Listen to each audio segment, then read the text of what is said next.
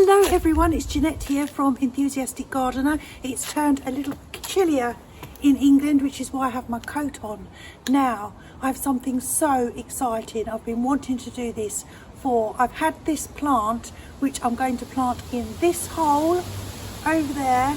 I've had it coming up to 2 weeks now, but there was a process and I had to wait for Richard because it's too heavy for me to tackle on my own. He's been so busy at work, that's why we haven't done that. Those of you who watched my fountain revitalisation video, you may be thinking, well, where is this fountain? It's supposed to be here by now. And we were moving it this way to accommodate my new plant, which I will show you in a moment. But the funny thing is, we used some spray paint cans that we had left over from when we did our workbench.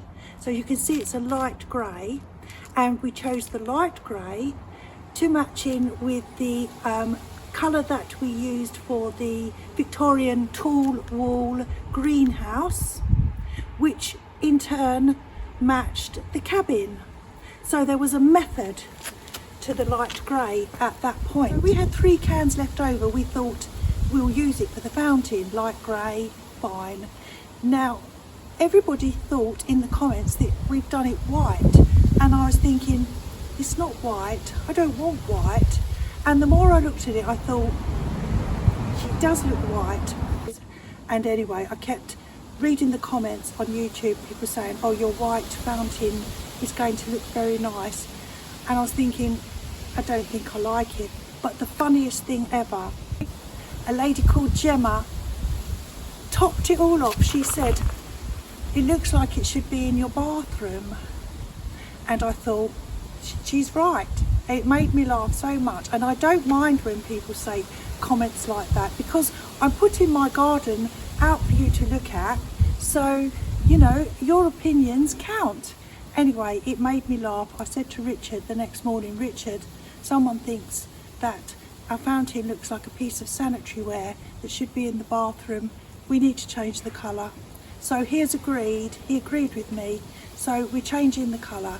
We've gone for terracotta because he said we've got so much grey, you know, let's have a terracotta colour. So anyway, I'm waiting for that paint to come. That paint will come, Richard will have to redo the whole thing, and then you will see the fountain. So I'm sorry to go on, but I thought that you might be wondering what's happened to the fountain, and that's what's happened to the fountain. Anyway, let me show you what amazing plant is going in that hole over there. And here it is, everyone. It's a Trachycarpus Fortunei, otherwise known as a windmill palm, and I have wanted one for such a long time, but it was expensive. When I left my job, I had a lot of gardening vouchers, and I've gone and bought the most expensive plant I have ever bought, which is £145, and I love it. I've been walking around the area with my dogs, I always do that, and there are loads of them in people's front gardens, so they obviously do well. I never see people wrapping them up in the winter. They are hardy down to minus 20 degrees Celsius, but that is for the huge, tall, established old ones. This one is not old, so I think this one will do to maybe minus 8 degrees Celsius. We don't get that cold, so unless we have a freak weather this year, this is going to be fine. I've spoken to Dan at the Enduring Gardener. He has one of these, and he says he never wraps his up.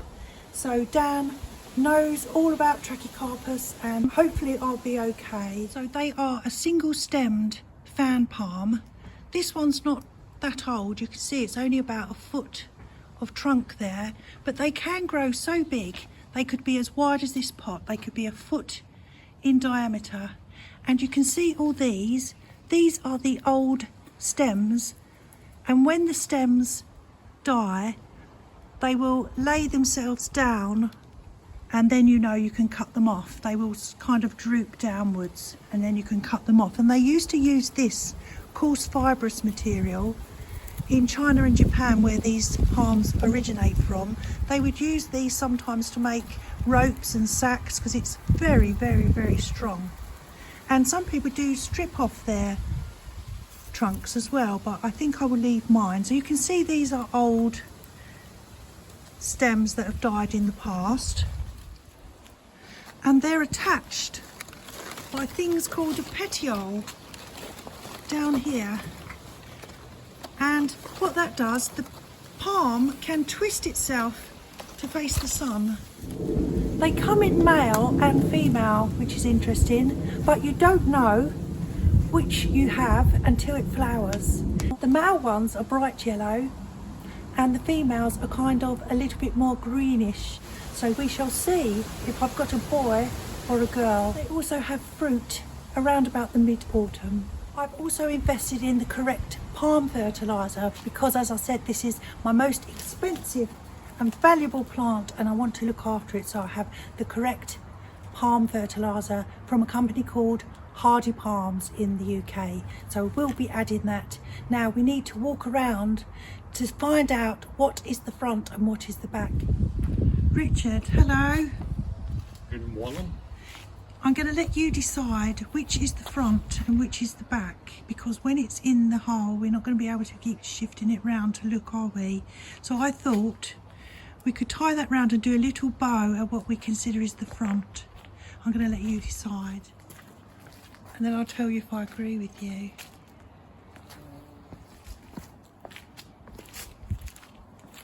That's fine. Do you reckon? Yeah. I thought that because that frond there is the highest. This frond. Is that what you was thinking? No.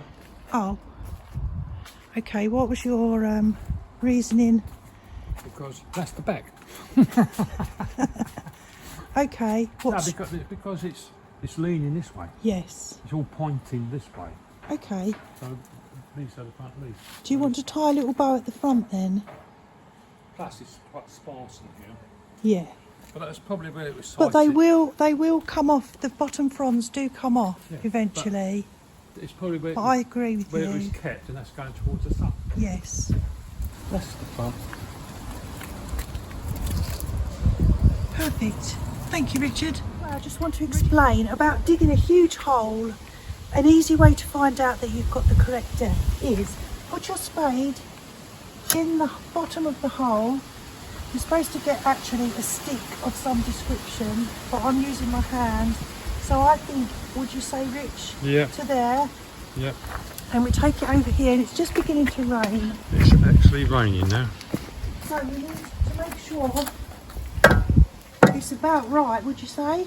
Yes, spot on. Spot on. And you can do the same for the size by doing it that way, or a stick or something, but we've got the right depth, so that's okay.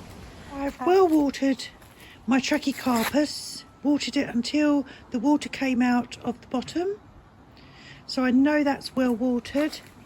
I've also well watered the hole and that's drained away. I have dug up some native soil, so that's the soil that was dug out. I'm going to add some of this John Innes number 3, same amount. I'm not very good at judging amounts.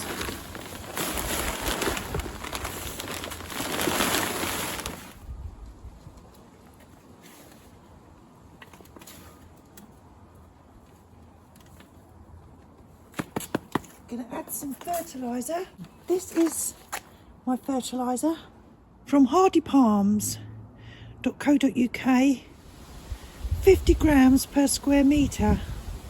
Yes, 1 scoop is 15 grams.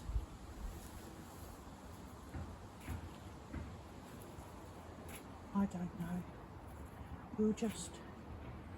We'll put 6 in. Maybe 7. Let's do 10.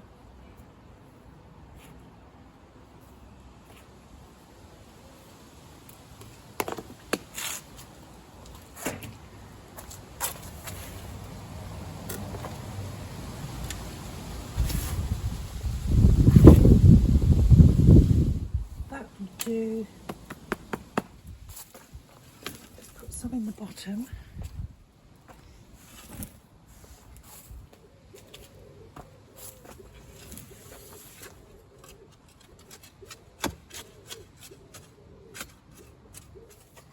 the water.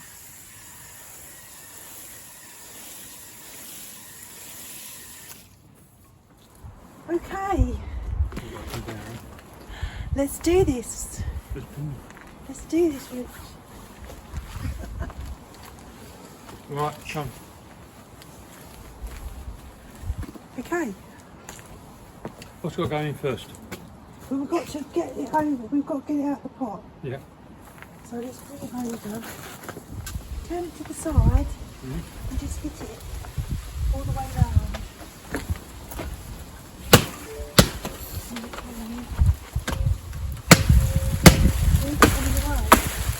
Hands. That's it. That'll do.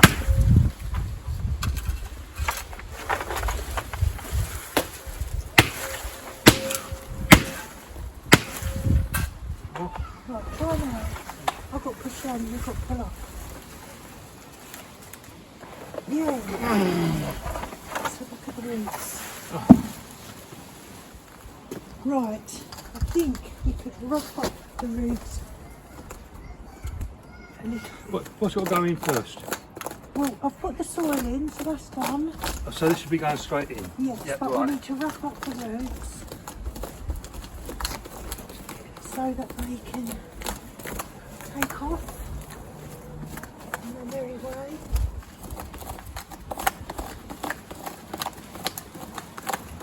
That'll do. Right. Okay, do you want me to help?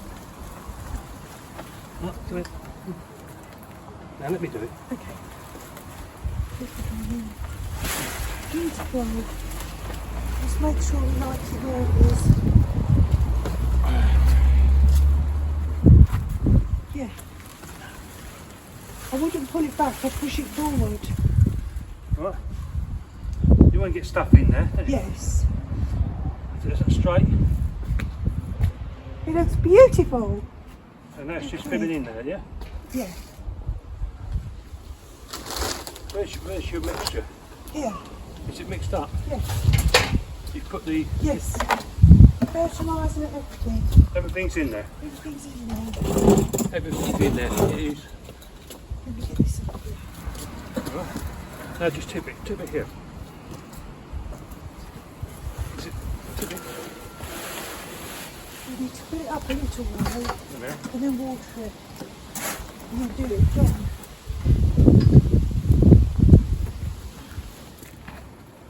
Right. So no air pockets. And then we're going to water it. And let that settle.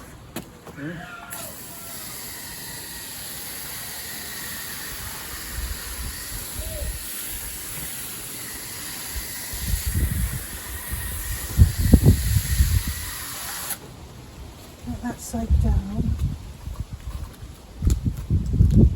And then put a couple more scoops of that one in around the edges.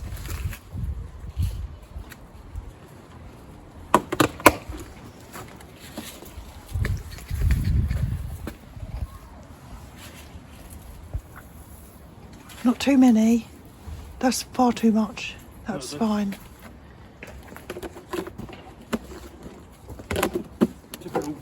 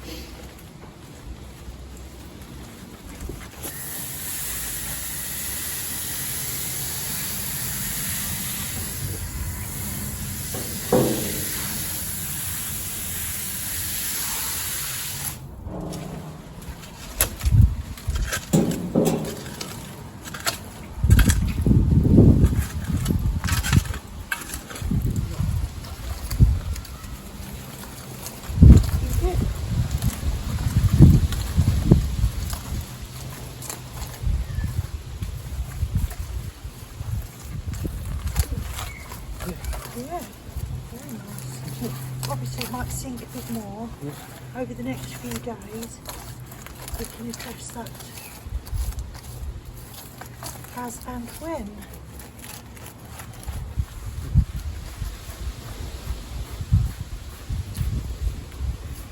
just pushing it down.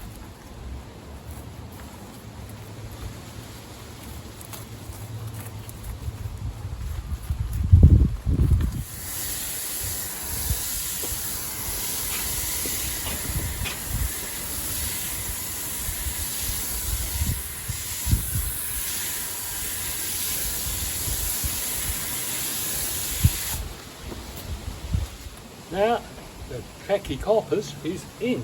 You remember the name? It looks lovely. So pleased. Very, very pleased. And now we know how much room this takes up. We'll let it settle for a few days and then we can think about the newly twice refurbished fountain.